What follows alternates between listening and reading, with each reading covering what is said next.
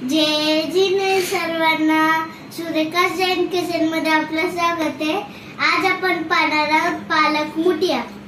हे पालक आहे, ह्याला स्वच्छ धुवून चिरून घेतलेला आहे। त्यासाठी आपल्याला थोडीशी पालक आहे, त्याला स्वच्छ धुवून चिरून घेतलेलं आहे। त्याला एका बाउल मध्ये घालून घ्यायचंय। हे कोटी बेसन आहे, ह्याला पण बाउल मध्ये घालून घ्यायचं।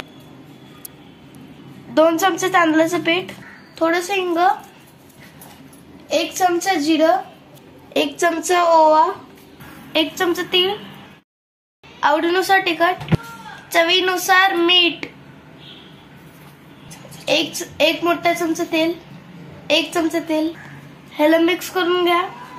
थोडीशी हळद, ह्याला नीट मळून घ्यायचंय। ह्याला घट्ट मळून घ्यायचंय। ह्याला थोडंसं तेल लावून 10 मिनिटं ठेवायचंय। ह्याला थोडं तेल घालून मळून 10 मिनिटं ठेवायचंय। 10 मिनिटं झालेले आहेत। आपण असे छोटे छोटे गोळे करून घ्यायचे आहेत। या चालणीला तेल लावलेलं आहे, या चालणीवर ठेवायचे। हे पातेले, ह्याच्यात 1.5 ग्लास पाणी घातलेलं आहे। आता आपण गॅस चालू करून घेऊया।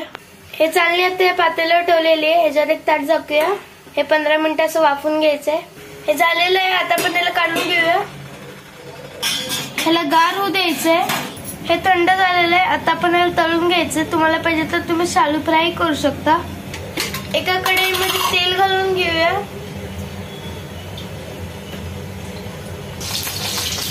हे तळून घ्यायचंय। हे तळून झालेलं, आता आपण ह्याला काढून घेऊया। अशा प्रकारे सगळे तळून घ्या। हे झाले आपले पालकाचे मुटके तयार।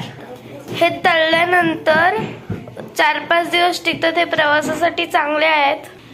मी एक टेस्ट करून बघतो। खूप यम्मी।